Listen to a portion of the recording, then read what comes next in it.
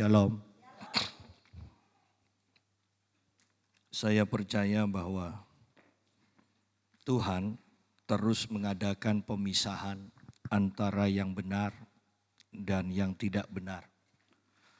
Tuhan terus mengadakan pemisahan sehingga yang kudus akan semakin kudus, yang cemar akan semakin cemar. Bahwa akan terbentuk atmosfer yang membuat orang-orang itu bertemu dengan yang sama. Ya. Bertemu dengan yang sama. Bahkan misalnya ada seseorang yang suka hidup dalam perjinahan. Mereka bisa bertemu di kota yang jauh dengan orang juga yang datang ke tempat yang jauh juga. Hanya untuk bertemu dengan orang yang hidup dalam perjinahan itu. Artinya bahwa ketika kita sama, kita akan bertemu dengan orang yang sama. Ingat itu. Ketika kita hidup kudus dan menjaga kekudusan, kita akan bertemu dengan orang-orang yang hidup kudus dan menjaga kekudusan. Ketika kita hidup cemar, maka kita akan bertemu dan dipertemukan dengan orang yang hidup cemar. Sehingga firman Tuhan akan digenapi. Yang kudus akan semakin kudus, yang cemar akan semakin cemar. Sidang jemaat, kalau kita memang menjaga kekudusan dan ada orang yang tidak cocok dengan kita, maka berbahagialah Anda bahwa pemisahan memang harus terjadi dan kita tahu posisi kita. Ya. Nah, mari kita lihat sekarang di dalam kitab Maliaki, Maliaki pasal yang kedua.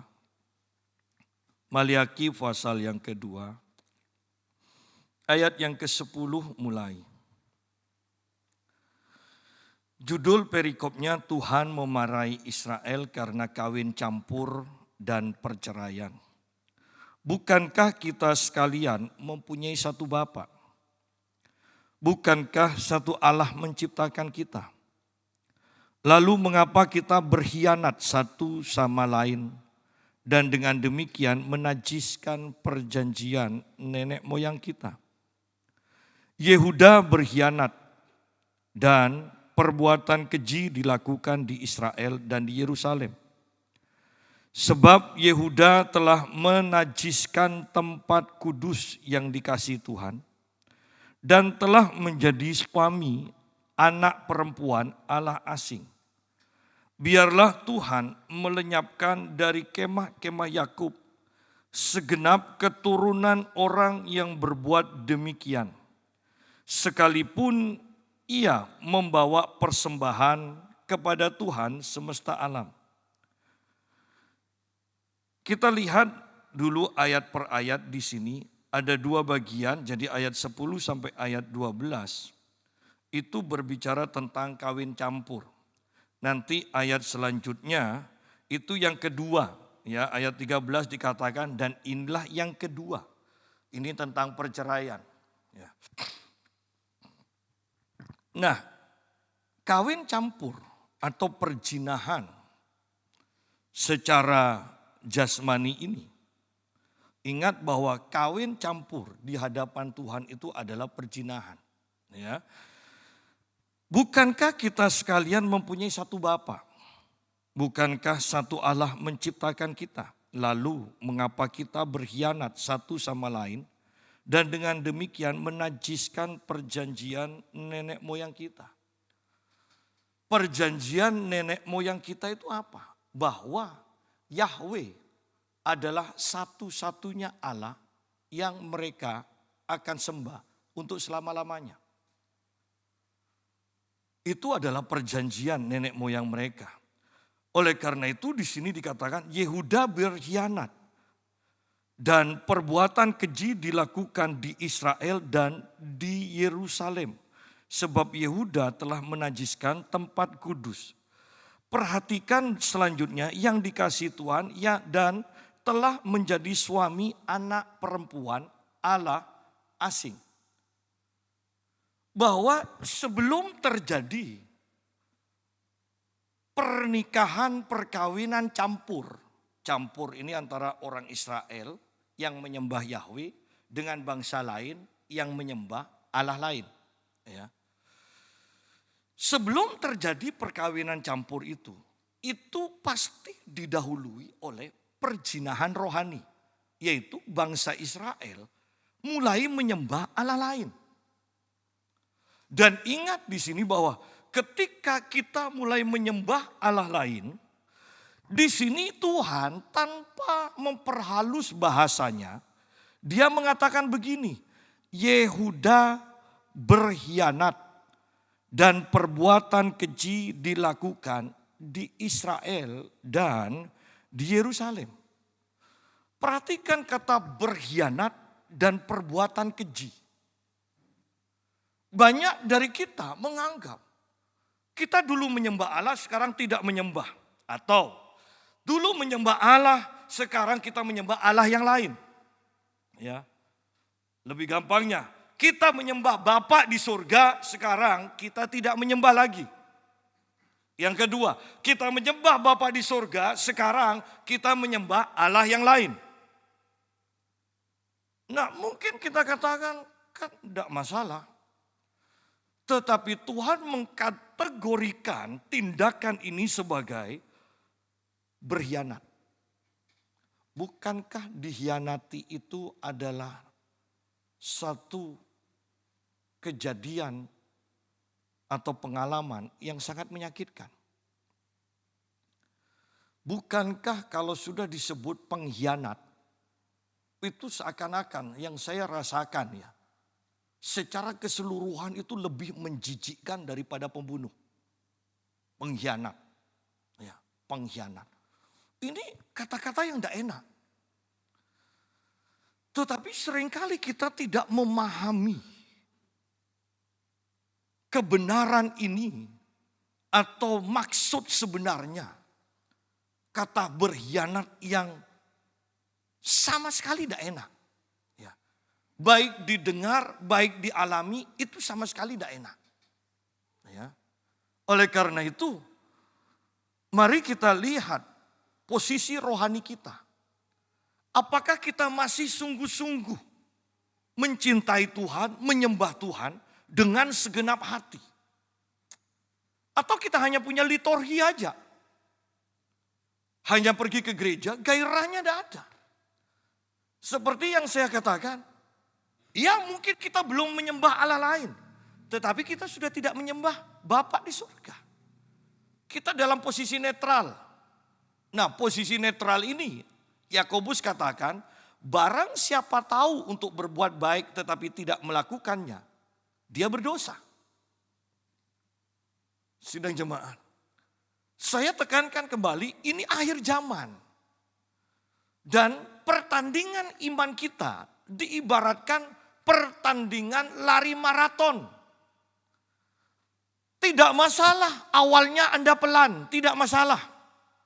Tidak masalah sampai pertengahan Anda memperlemah atau memperpelan langkah lari Anda. Tetapi jangan berhenti. Tetapi kalau sudah akhir, sudah menjelang finish, tidak ada pelari itu menjelang finish, itu memperlemah atau memperpelan larinya. Tidak ada. Semuanya itu mempercepat larinya. Nah sekarang, bagaimana dengan iman kita? Bukankah kita semua percaya bahwa ini akhir zaman? Artinya akan segera selesai. Bagaimana kerohanian kita dibandingkan dahulu? Apakah kita semakin cinta Tuhan? Bagaimana ibadah kita? Apakah semakin bergairah dengan Tuhan? Bagaimana persembahan demi persembahan kita? Apakah semakin baik, semakin banyak? Semuanya itu harus kita perhatikan. Karena kalau tidak, kita akan disebut orang yang kalah. Kembali kepada pembahasan kita.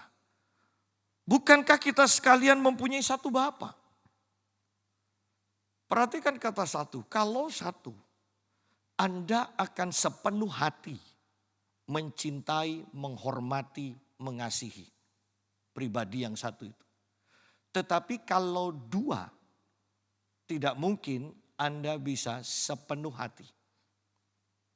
Ya. Bagaimana orang yang menikah dan punya istri 1, 2, 3, 4, 5, 6. Apakah bisa mencintai dengan 100%? Kan otomatis logikanya sudah terbagi. Bahkan Yesus katakan kamu tidak bisa mencintai dua tuan. Kamu akan mengabdi kepada yang satu, kamu akan membenci yang lain. Perhatikan, bukan mengasihi yang satu dan tidak mengasihi yang lain, bukan. Perbandingannya itu mengasihi dan membenci. Ya. Oleh karena itu, mari kita perhatikan satu ayat ini, mempunyai satu Bapa. Sungguh-sungguhkah kita mempunyai satu Bapa? Ya. Sungguh-sungguhkah kita mempunyai satu Bapa? Bayangkan seorang anak punya bapak, kemudian punya bapak angkat. Dan bagaimana kalau bapak angkatnya lebih baik dan lebih kaya dan lebih memperhatikan? Dia akan mencintai dua-duanya. Tetapi percayalah, di satu sisi dia akan lebih taat, lebih mengasihi bapak angkatnya. Di sisi yang lain, dia akan mengasihi bapak aslinya. Minimal. Kalau bapak aslinya itu kurang perhatian, minimal. Tapi dia kan bapak asliku. Nah, tetapi lebih banyak mana berkumpulnya? Dengan bapak angkat, karena lebih baik. Kita pikir lebih baik, lebih mengasihi kita. Lebih mudah untuk membawa kita naik. Dan bukankah itu juga yang terjadi di kebanyakan orang Kristen? Apakah kita sungguh-sungguh 100% mengasihi Bapa di surga? Sidang jemaat, ini butuh waktu yang banyak dalam keintiman dengan Tuhan. Kita tidak bisa mengasihi satu pribadi tanpa menghabiskan banyak waktu dengan pribadi tersebut. Perhatikan ketika suami istri berpisah begitu lama. Mungkin awalnya masih telepon-teleponan. Iya kan? Zoom. Tetapi lihat, semakin lama jaraknya akan semakin jauh. Lama-lama mungkin, sudah nikah 10 tahun, tidak usah sum-suman, nanti tahun depan kan ketemu. Loh, artinya apa? Kasihnya sudah mulai berkurang atau bahkan lenyap. Demikian pula ingat, tanpa persekutuan dengan Tuhan, kita tidak bisa tetap, saya katakan, tidak bisa tetap mengasihi Tuhan dengan kasih di awal kita kenal Tuhan. Ya. Tetapi semakin kita menggunakan banyak waktu bersekutu dengan Tuhan, maka kasih kita akan semakin meningkat kepada Tuhan. Kembali ayat yang ke-11. Yehuda berkhianat dan perbuatan keji dilakukan di Israel dan di Yerusalem. Berkhianat dan berbuat keji.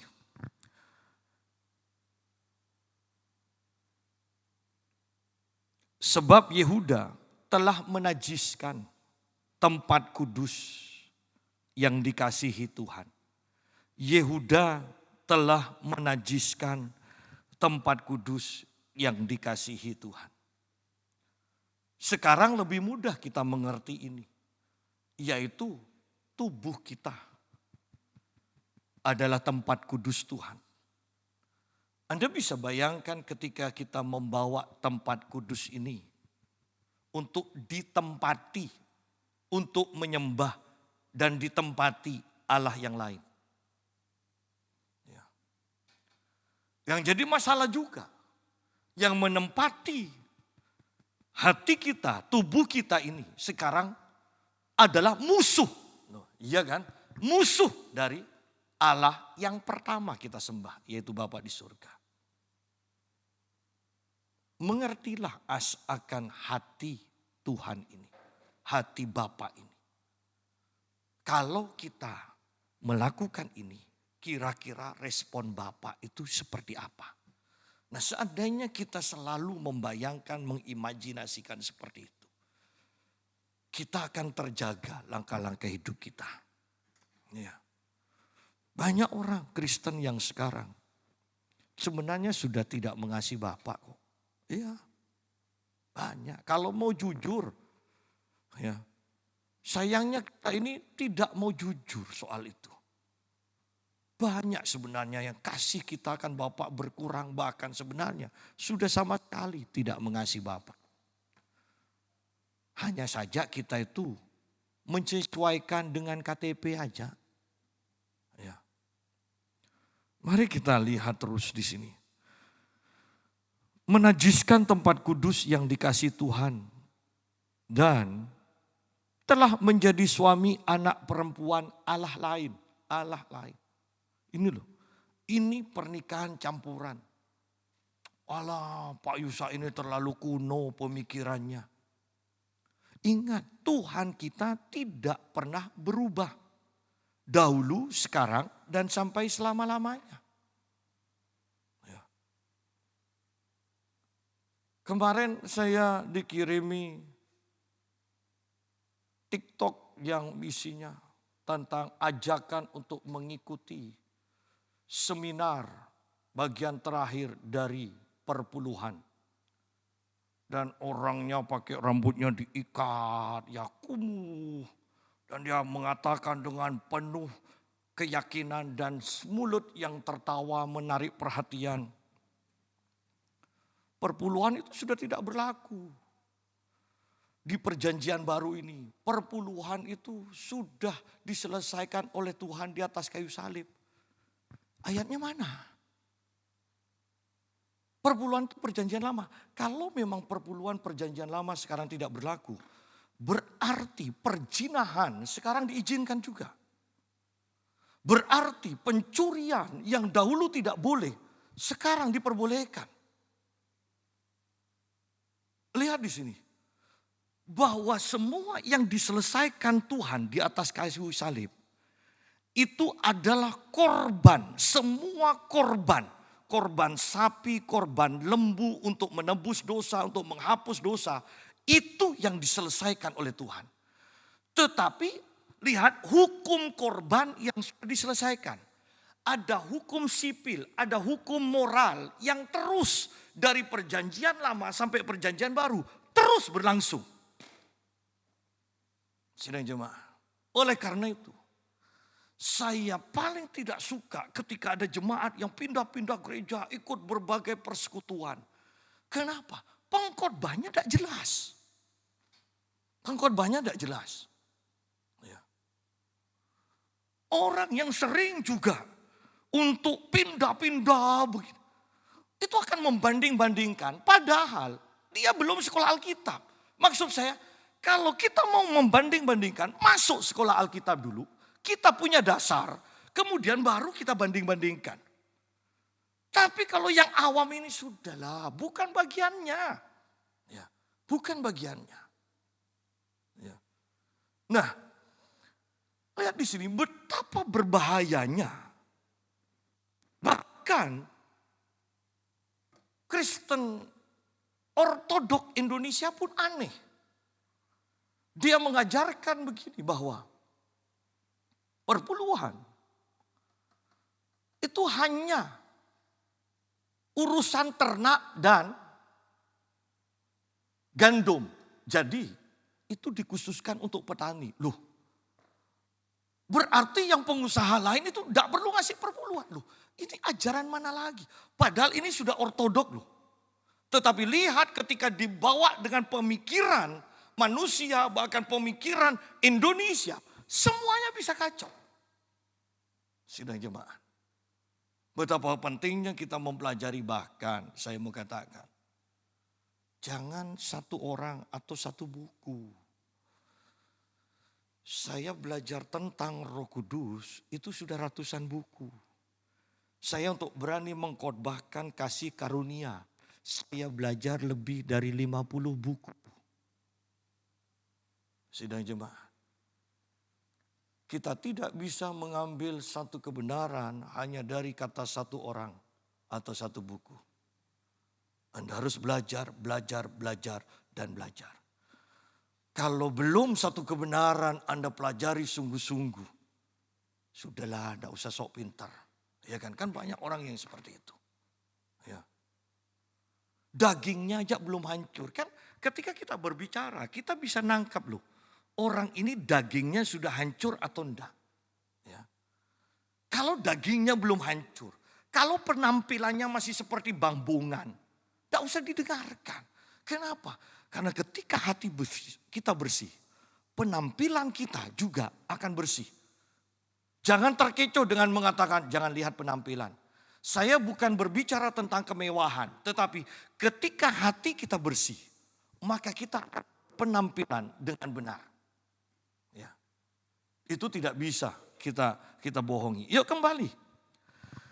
Dan telah menjadi suami anak perempuan Allah asing. Lihat, awalnya menyembah berhala, awalnya tidak benar, awalnya menyembah Allah yang lain, kemudian masuk dalam kehidupan nyata, ternyata lebih cocok dengan orang yang tidak menyembah Bapa di sorga.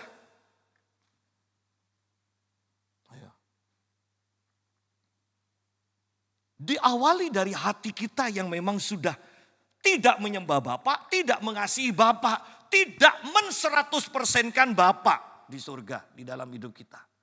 Itu awalnya sebenarnya.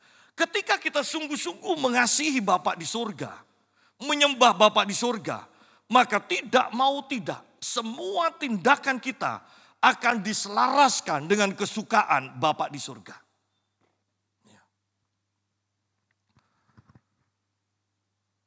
Bukankah banyak orang yang kawin campur dan apalagi anak-anak muda patokannya artis.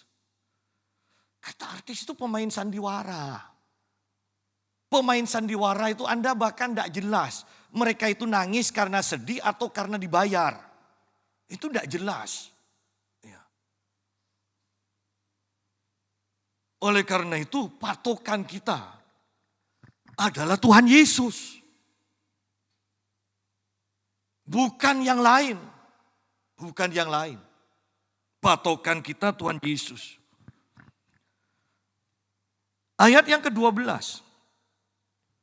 Kepada orang yang menikah dengan orang yang punya keyakinan yang berbeda. Di sini dikatakan biarlah Tuhan. Lihat semuanya huruf besar. Ini mengacu dengan Yahweh. Ya.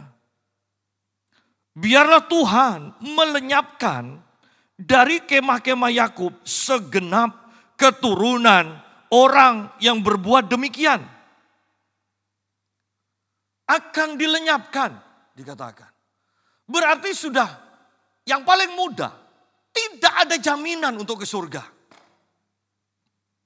Tidak ada jaminan untuk ke surga.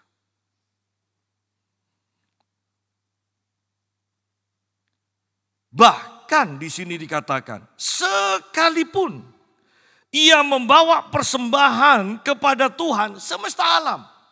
Sebanyak apapun persembahan yang diberikan kepada Tuhan, ketika engkau sudah tidak mentaati firman Tuhan, itu semua sia-sia. Ya, itu semua sia-sia. Bahkan yang harus kita mengerti, bahwa Tuhan kita tidak bisa disogok. Kita memberi kepada Tuhan bukan untuk membuat Tuhan senang. Kita memberi kepada Tuhan karena kita mentaati aturan-aturan yang sudah Tuhan tetapkan. Bukan untuk menyogok Tuhan. Kan kita ketika mentaati aturan pemerintah itu tidak bisa disebut menyogok kan? Menyogok itu ketika kita tidak mentaati aturan pemerintah. Menyogok itu membuat kita tidak mentaati peraturan pemerintah. Ya. Dan di sini umat Tuhan mau menyogok. Ya. Umat Tuhan mau menyogok.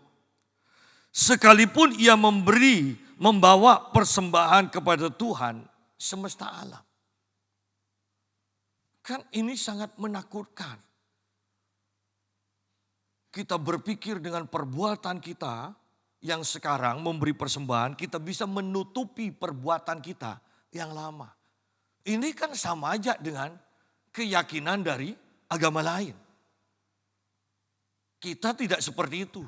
Tuhan tidak pernah berubah. Dahulu, sekarang, dan selama-lamanya. Aturannya dikatakan, firman Tuhan tetap teguh untuk selama-lamanya di surga. Perhatikan kata surga, itu bicara kekekalan. Artinya firman Tuhan teguh untuk selama-lamanya. Gak ada perubahan. Kita mungkin mengatakan, itu kan zaman Israel kuno, kita sekarang kan zaman modern. Bukan soal zaman Israel kuno modernnya, tetapi soal Tuhan yang tidak pernah berubah dan firman-Nya juga yang tidak pernah berubah.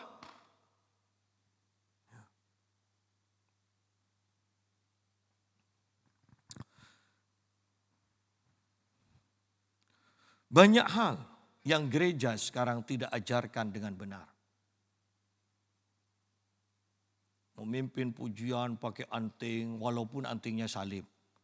Ya, kenapa kok enggak kayu salib aja yang dibawa sambil, ya kan? Macam-macam. Wadah pendeta dengan bangga tatonya diperlihatkan. Bu, ya kalau tato sebelum bertobat, sekarang ya ditutup, ya kan? Enggak usah diperlihatkan. Adalah sesuatu yang aneh ketika ada beberapa gereja yang mengizinkan tato. Kenapa orang bertato kok tidak boleh untuk mendonorkan darahnya? Lihat di sini. Kenapa? Karena darahnya tercemar, bukan? Dengan tinta. Yang lebih mereka tidak tahu bahwa tato adalah sebenarnya perjanjiannya. Tato itu kan dilakukan oleh orang-orang penyembah berhala. Oleh imam-imam kuil zaman dulu, zaman purba. Setiap darah yang dikeluarkan, itu ada perjanjian. Itu dipersembahkan kepada setan. Bahwa sejak darah itu tertumpah, dia ada dalam cengkraman setan. Oleh karena itu orang bertato biasanya emosinya tidak terkendali, tidak stabil. Nafsu seksnya itu semakin memuncak. Itulah kebenarannya. Dan hal-hal yang seperti ini tidak diajarkan di banyak gereja. Kita sungguh harus berhati-hati di akhir zaman. Supaya hati kita yang mau menjaga kekudusan, sungguh-sungguh jangan sampai dicemarkan oleh apa yang kita tidak ketahui. Karena itu kita harus belajar dan belajar. Ya. Belajar, pelajari firman Tuhan sungguh-sungguh. Ayat yang ke-13. Dan inilah yang kedua yang kamu lakukan, yang dibenci Tuhan. Kamu menutupi, ya.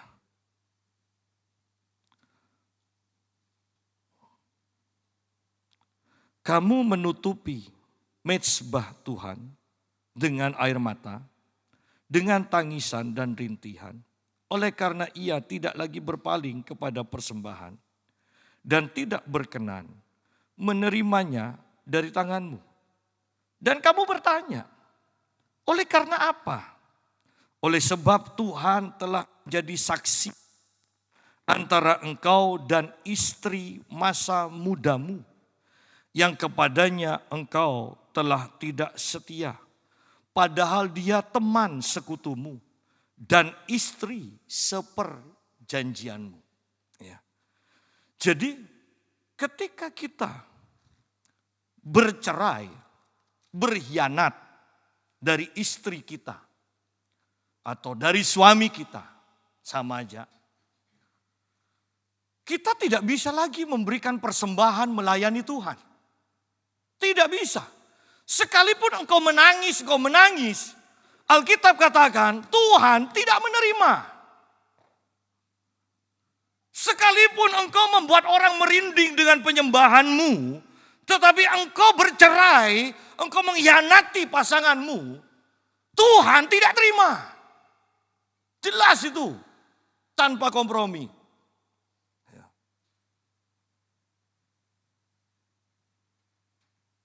Lihat bahwa firman Tuhan sudah sangat jelas.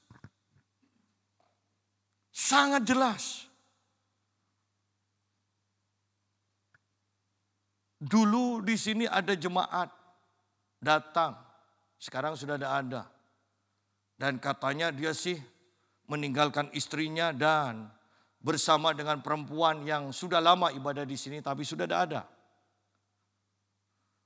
Pindahan dari gereja lain dan orang dari gereja tersebut bertanya, apakah sama Pak Yusak dikasih pelayanan? Karena orang itu pinter gitar.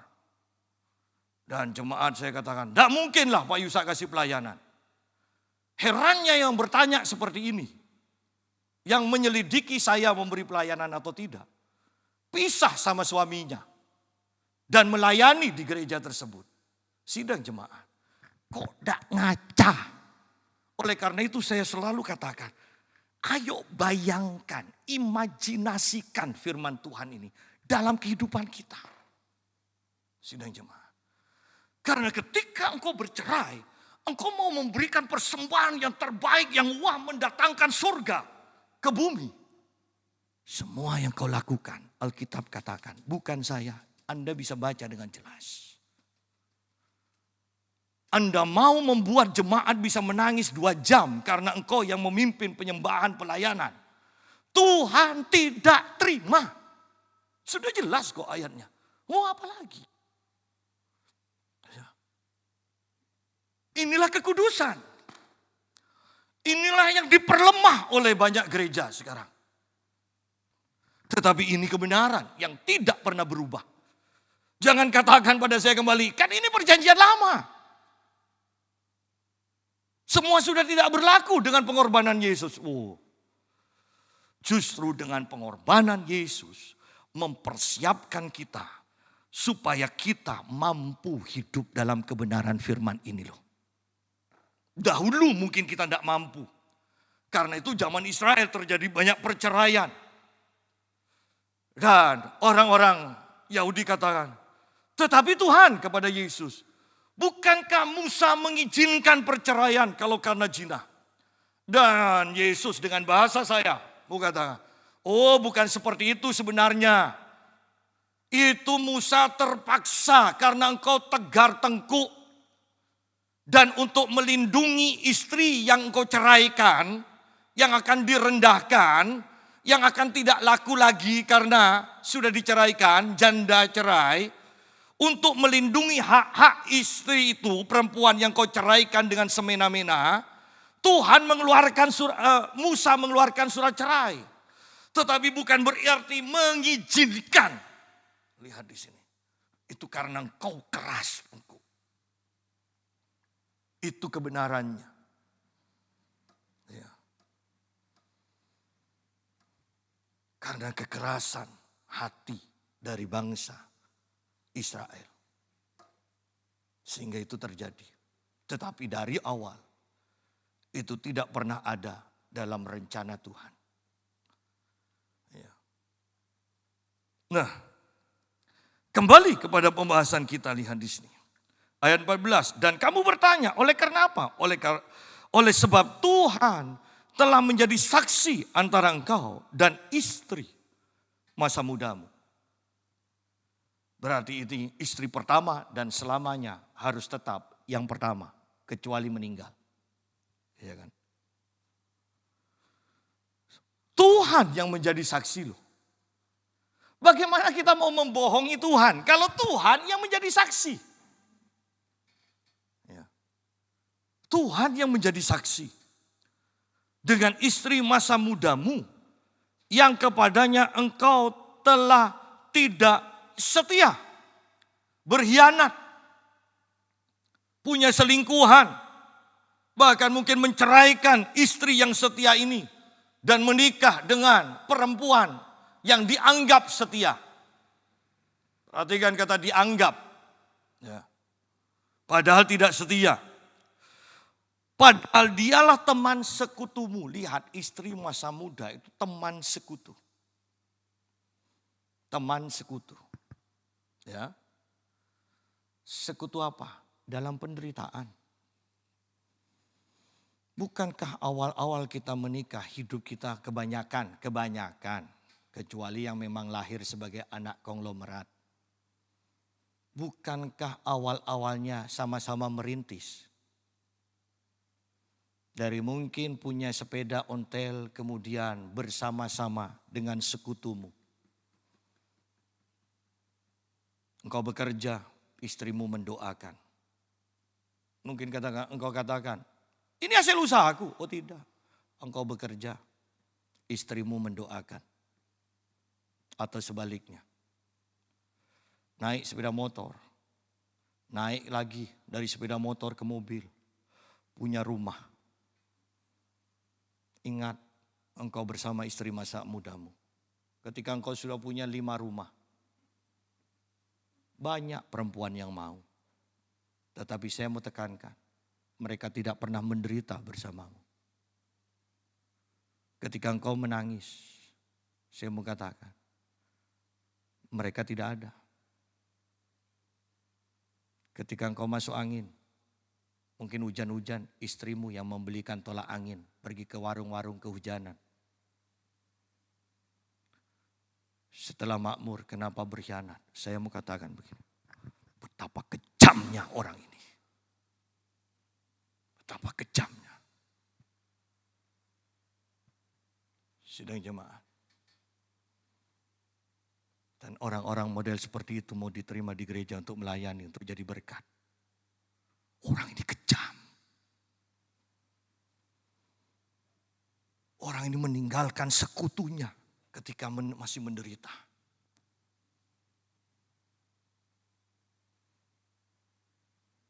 Kalau kita waktu menderita ditemani, biarlah ketika kita sudah tua pun, mungkin sekarang kita harus membalas dengan mengasihi pasangan kita dengan sebaik mungkin. Pak, tidak mudah. Ingat masa-masa dahulu. Oleh karena itu Yesus juga katakan, ingat dari mana engkau jatuh. Ingat bagaimana engkau meninggalkan kasih mula-mula itu. Penting kembali ke masa lalu untuk mengingat. Sidang jemaat. Bagaimana kehidupan kita sebagai suami istri? Istri, masihkah engkau melihat mata suamimu yang terpesona? Masihkah engkau mendengar, aku sayang engkau? Masihkah? Masihkah engkau dipeluk setiap hari? Masihkah engkau dicium setiap hari? Mungkin banyak orang yang sudah meremehkan hal seperti ini. Tetapi sungguh ketika itu sudah hilang, jangan-jangan hatimu sedang mengarah pada pengkhianatan. Jangan-jangan engkau sudah tidak mengasihi istrimu. Engkau tidak mengasihi suamimu.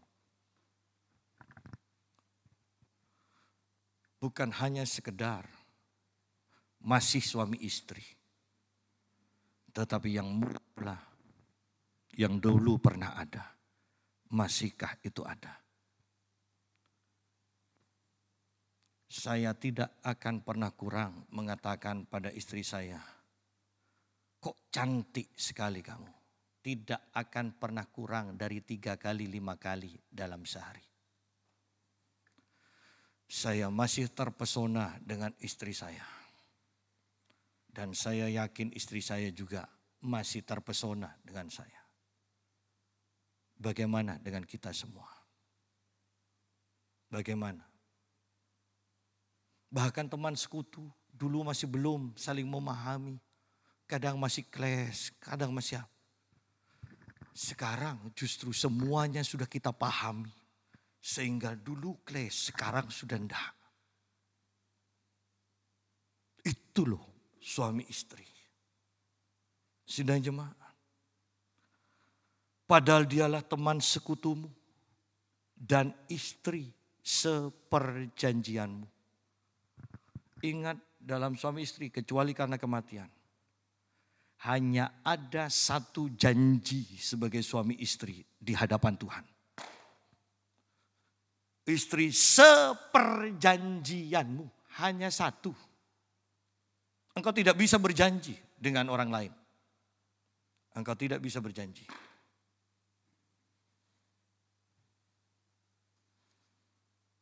Oleh karena itu kadang banyak pendeta yang memaksakan untuk jemaat menikah lagi. Dengan mereka memaksakan untuk mengingkari hati nurani mereka.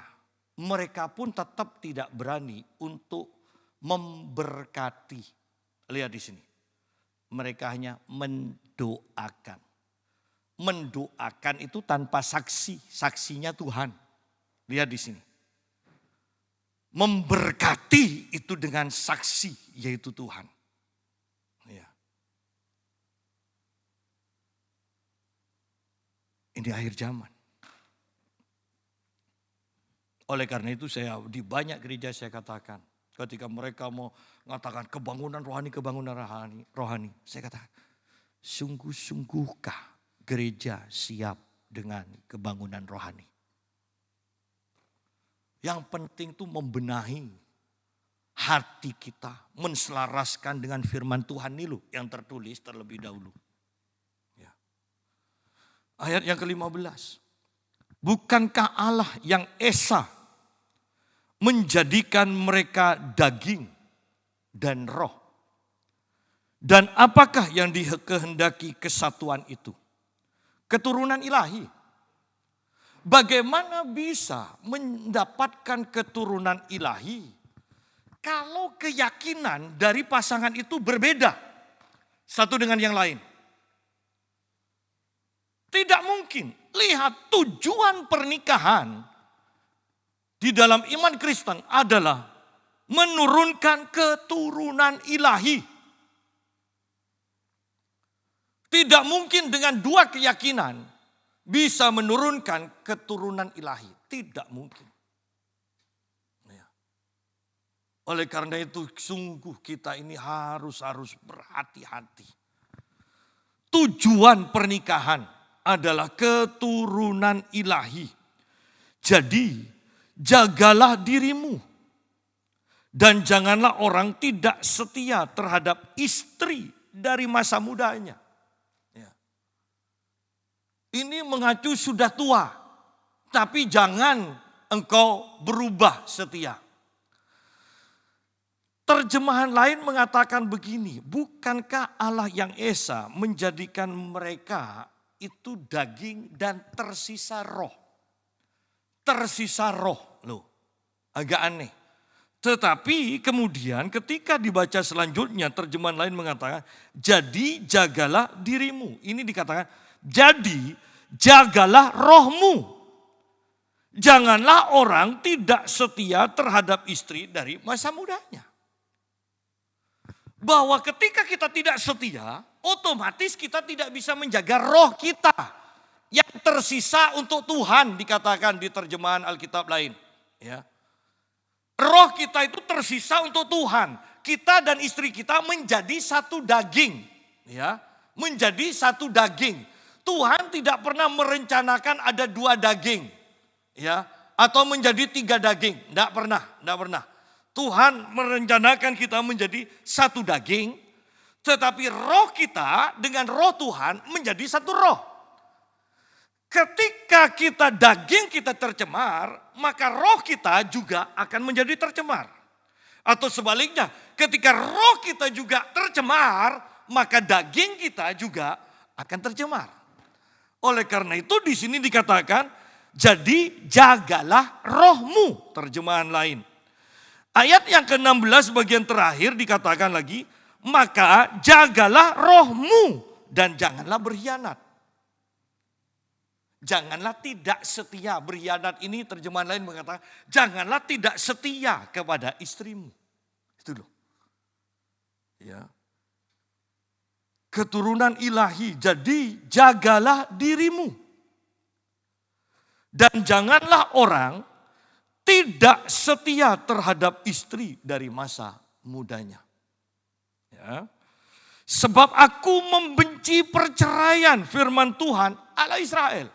Perhatikan kata ini, membenci. Loh, Tuhan yang adalah kasih, secara khusus untuk perceraian, dia katakan aku benci perceraian. Wow. Lalu kalau Tuhan benci perceraian, kenapa kita masih berani sok pede diperkenan oleh Tuhan? Lu jelas lu ayatnya ini, apakah ini berubah? Seperti perpuluhan berubah. Ini perjanjian baru. Tidak, ini tidak berubah. Anda jangan mau disesatkan di akhir zaman. Jangan. Ya. Sebab aku membenci perceraian. Firman Allah Israel. Juga orang yang menutupi pakaiannya dengan kekerasan. Artinya begini. Suami, engkau harus mengasihi istrimu. Jangan suka mukul. Lalu di sini dikatakan ini tentang hubungan suami istri. Juga orang yang menutupi pakaiannya dengan kekerasan. Terjemahan ini kurang tepat. Terjemahan ini menutupi kekerasan dengan pakaiannya. Gitu loh. Artinya pakaiannya kudus, wah kelihatan senyum. Tapi di rumah suka marahi, suka mencaci maki, suka memukul istrinya atau suaminya atau sebaliknya lah. Sidang jemaat, ini yang Tuhan benci. Aku benci perceraian, tetapi juga mungkin Anda katakan, aku tidak bercerai. Tetapi kalau engkau hidup dalam kekerasan, tapi saya tidak mukul Pak. Kata-katamu kadang menyakitkan, bukankah itu kekerasan? Engkau tidak bisa menghargai pasanganmu dengan perkataanmu. Engkau selalu menghina pasanganmu. Engkau selalu merendahkan pasanganmu dengan perkataanmu. Itu adalah kekerasan. Milikilah kata-kata berkat. Milikilah kata-kata pujian untuk pasanganmu. Tuhan benci pada perceraian. Yang kedua, Tuhan juga benci pada kekerasan dalam rumah tangga. Sekalipun engkau adalah orang terpandang di dalam gereja karena pakaianmu. Jangan tutupi kekerasan itu dengan pakaianmu. Tuhan adalah saksi. Tuhan tahu.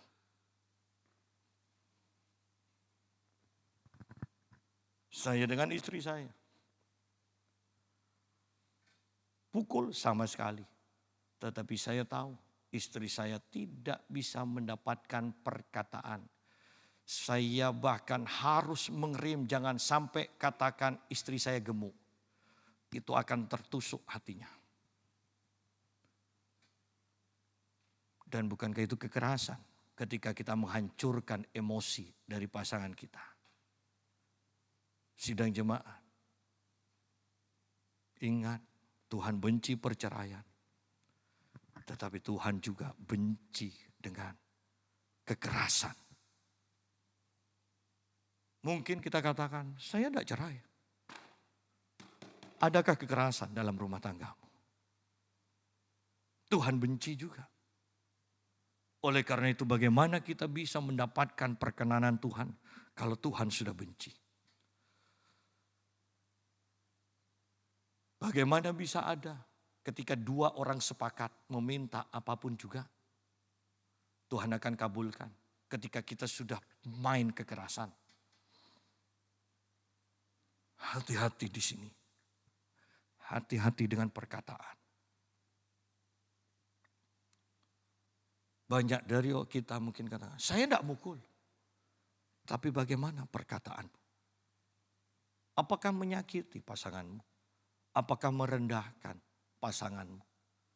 Saya katakan itu termasuk kekerasan. Maka jagalah dirimu. Jagalah rohmu dan janganlah berkhianat. Bagaimana kalau saya katakan? Jagalah rohmu. Ketika engkau benar dengan Tuhan, maka engkau tidak akan mengkhianati pasanganmu. Diberkatilah kita semua.